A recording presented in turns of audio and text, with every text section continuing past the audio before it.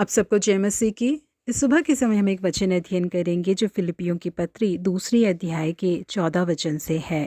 सब काम बिना कुड़कुड़ाए और बिना विवाद के किया करो। चार्ल्स स्पर्जन ने एक बार अपने प्रचार के दौरान इस उदाहरण का इस्तेमाल किया था। दो बैलों को बैलगाड़ी से जोड़ा गया था और उस गाड़ी के ऊपर बहुत ही भारी सामानों को रखा गया था।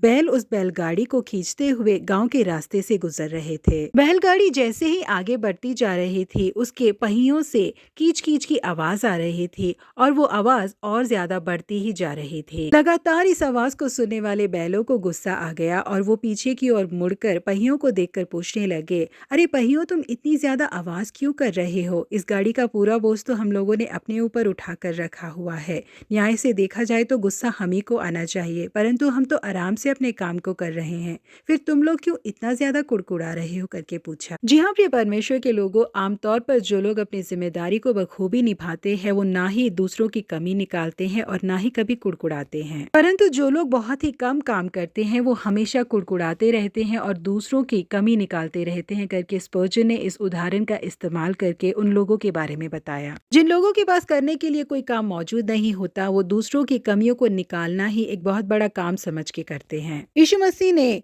तोड़ों के बारे में जो दृष्टांत कहा था उसमें उन्होंने पहले दास को 5 तोड़े दिए थे, दूसरे को 2 और तीसरे को 1। ये तीनों दास एक ही स्वामी के पास काम किया करते थे।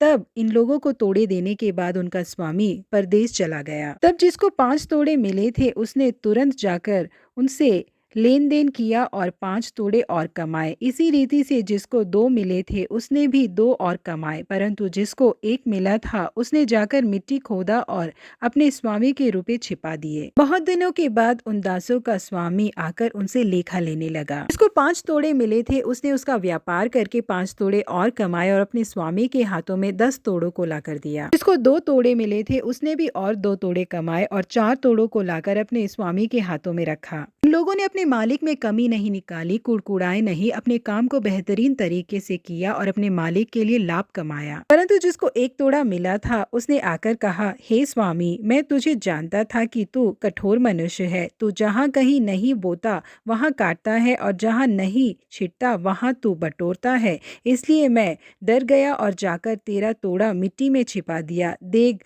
जो तेरा है वो यह है। तब उसके स्वामी ने उसे उत्तर दिया, हे दुष्ट और आलसी दास, जब तू ये जानता था कि जहाँ मैं नहीं बोता वहाँ से काटता हूँ और जहाँ मैंने नहीं छीटा वहाँ से बटोरता हूँ, तो तुझे चाहिए था कि तेरा रुपए सर्फों को दे देता, तब मैं आकर अपना धन ब्याज समेत ले लेता। ये कहकर उसके स्वामी ने उसे दंड का पात्र ठहराया। जी हाँ प्रिय परमेश्वर के लोगों, भले ही वो कलीसिया हो या हमारे काम करने वाली जगह, जो जिम्मेदारी हमारे भरोसे सौंपी जाती है उसे कुड़कुड़ाए बिना या कमी निकाले बिना हमें बहुत ही ईमानदारी के साथ पूरा करना चाहिए।